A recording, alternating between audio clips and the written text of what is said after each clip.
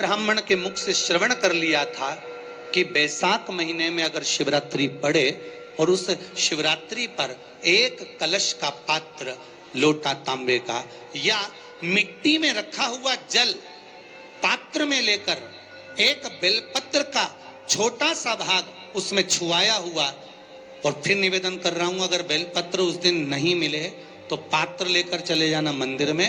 मंदिर में शंकर जी पे तो बेलपत्र चढ़ी होगी ना, अरे बोलो तो जरा, चढ़ी होगी ना। उसी बेलपत्र को धोकर फिर जल के पात्र में उसको छुआकर फिर शंकर भगवान को भाव से, दिल से जो चाहते हो, धन वैभव संपदा सत्ता या रोग से मुक्ति, चाहे उदर से जुड़ी हो। हाँ, एक चीज का ध्यान करना, अगर संपदा के लिए, विवाह के लिए या विद्या के लिए या अन्य चीजों के लिए आप शिव जी को जल चढ़ा रहे हो तो उसके जल को उठाकर नहीं लाना है। और अगर रोग के लिए जल चढ़ा रहे हो कि मुझे ये तकलीफ है, घर में ये बीमारी चल रही है या रोग चल रहा है या किडनी का या लीवर का या कैंसर का या ब्लड प्रेशर का, तो जो जल तुमने समर्पित करा उसको लेकर आकर आचमन भी करो। कौन से दिन? जम के बोलो जरा। शिवरात्रि शंकर कह रहे हैं, माँ उमा से, माँ पार्वती से मेरा महेश कह रहा है, मेरा बाबा भोलेनाथ, मेरा बाबा विश्वनाथ, मेरा त्रिकालदर्शी कैलाशी अविनाशी कह रहा है कि हे पार्वती,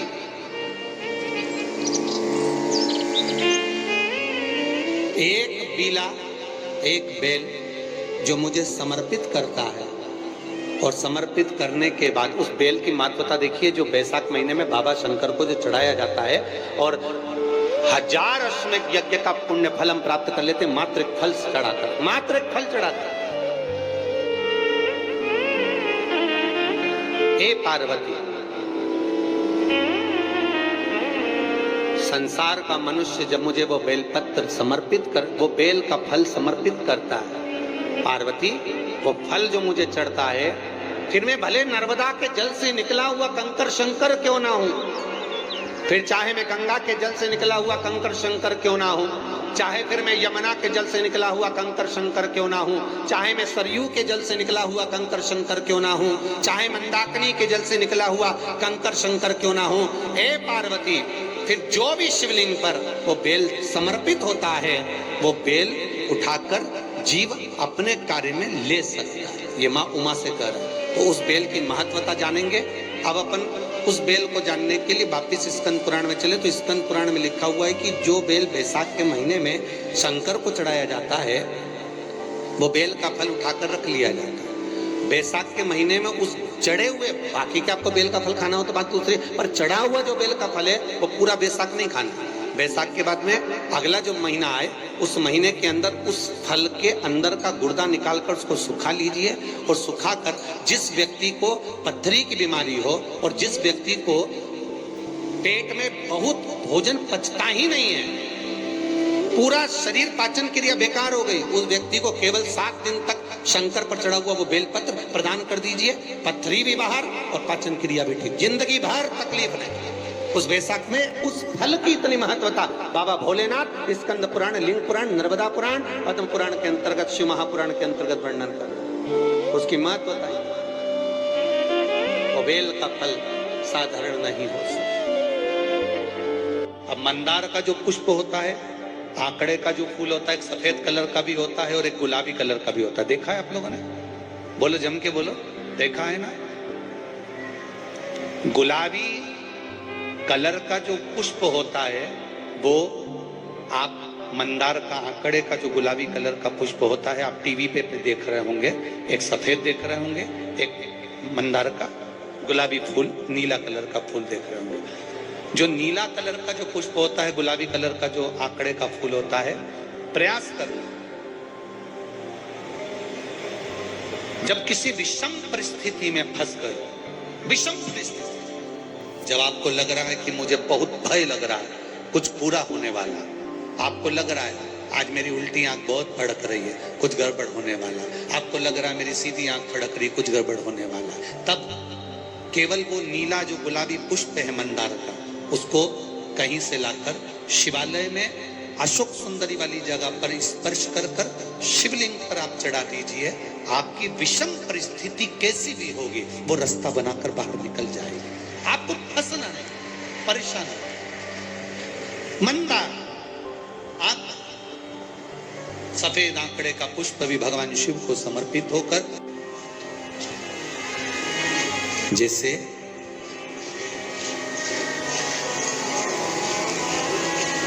बेले के फल का गुर्दा, बेल का जो फल होता है, बेलपत्री का फल, उसका जैसे गुर्दा, उसके अंदर का जो भाग होता है बेल का, वो गुर्दा।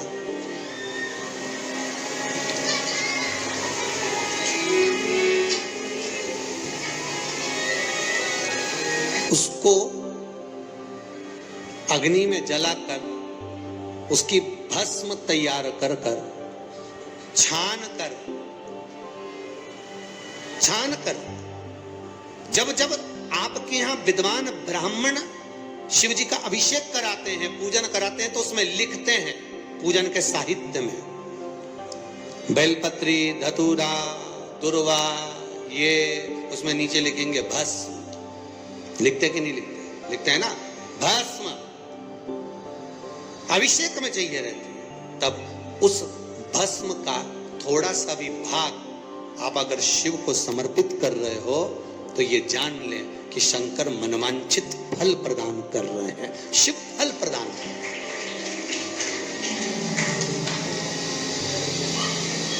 महाराज,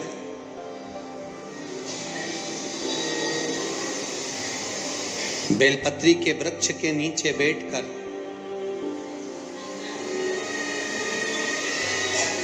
हाथ में एक बेलपत्र का पत्ता रखकर आप पंचाक्षर मंत्र नमः शिवाय, ओम नमः शिवाय या श्री शिवाय नमस्तुभ्यम या महामृत्युंजय मंत्र का स्मरण कर रहे हो, पर डंडी का भाग अपनी ओर, बेलपत्र की बीच वाली पत्ती का भाग बीच वाली उंगली की ओर रखकर अगर आप स्मरण कर रहे हैं और अपनी कामना कर कर बेलपत्री के वृक्ष के नीचे बैठकर उस पत्ते को सम्मुख रखकर बाबा से विनय कर कर एकांत में उस बेलपत्री के वृक्ष की छांव में, बेलपत्री के वृक्ष की छांव आप कामना कर कर उस पत्ते को शंकर भगवान के ऊपर समर्पित कर रहे हैं, तो ये जान कर रखें कि पार्वती और शिव का मिलन करवा रहे हैं और अपनी मनवांछित फल कामना पूर्ण करवा रहे हैं। क्योंकि शिव और पार्वती का जब मिलन होता है, शंकर पार्वती जब एक दूसरे के सम्मुख में होते हैं, शिव और पार्वती जब एक दूसरे के सामने अपने बच्चों के कारण एक दूसरे के सम्मुख में आते हैं, तो उनके चेहरे पर प्रसन्नता का भाव आ जाता है।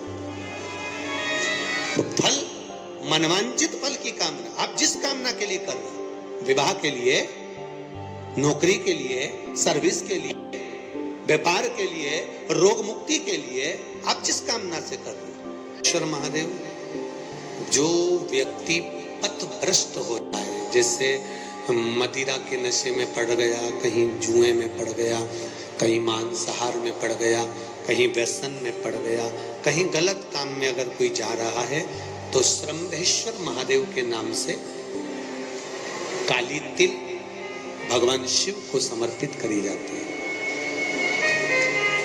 महाराज काली तिल को वापस उठाकर ले आते हैं। उसी काली तिल को जो मदिरा का नशा करने वाला होता है या जो गलत व्यसन में डूबा हुआ होता है, उसको वो सुबह के समय अगर नहीं खाता तो भोजन के साथ उसको दिया जाए।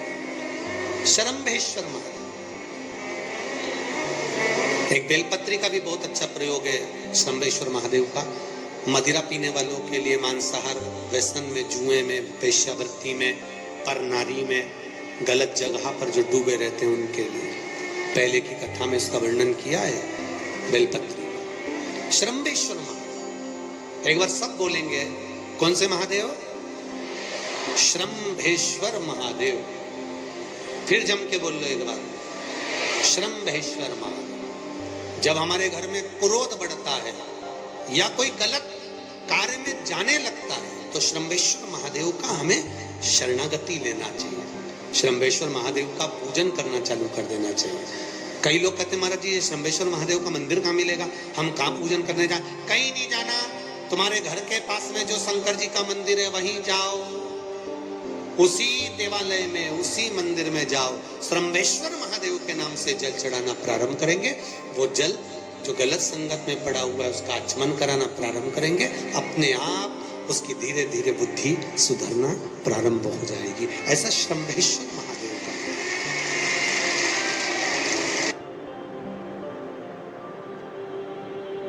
का गुर्दा, बेल का जो फल होता है, बेलपत्री का फल, उसका जैसे गुर्दा, उसके अंदर का जो भाग होता है बेल का, गुर्दा,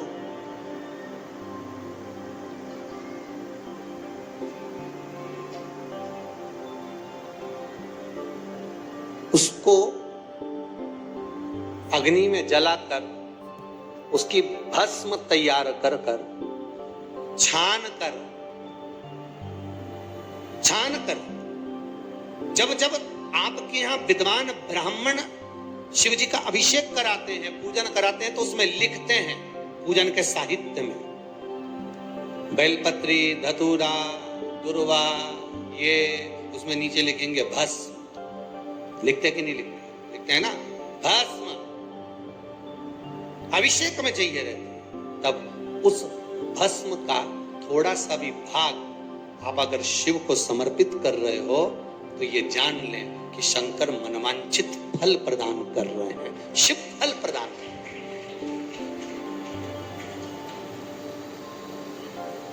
महाराज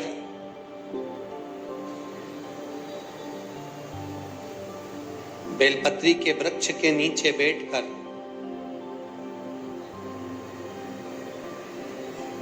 हाथ में एक बेलपत्र का पत्ता रखकर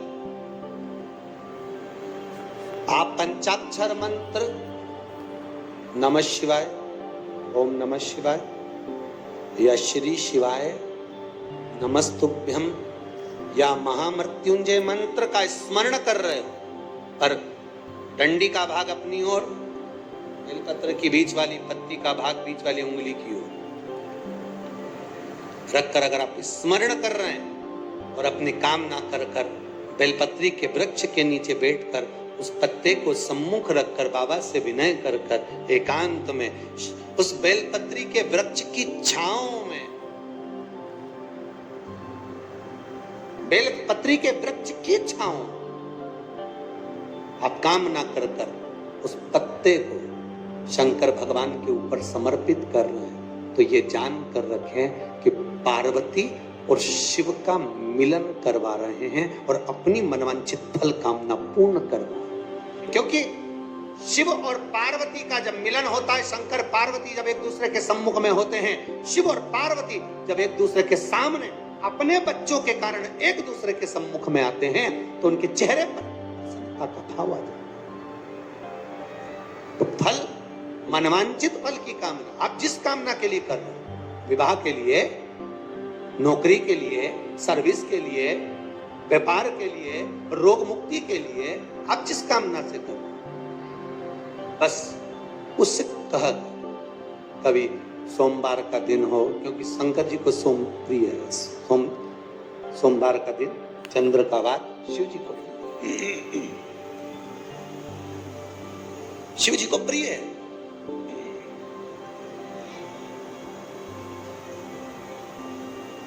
किसी ने पूछा गुरुजी शिव जी की प्रियता चंद्र में? हाँ, क्योंकि चंद्र शीतल है, शंकर भगवान के कंठ पर विष है, शीतलता का भाव अच्छा लगता है। शंकर भगवान को इसलिए कहते भोले, भोले को भोला पसंद है। आप जितने भोले रहेंगे, दुनिया के लोग भले आपको मूर्ख कहें, पगला कहें, भोला कहें, पर आप शंकर के प्रिय हो। ज्यादा हमें चतुर नहीं बनना। क्या करें चतुर बन के?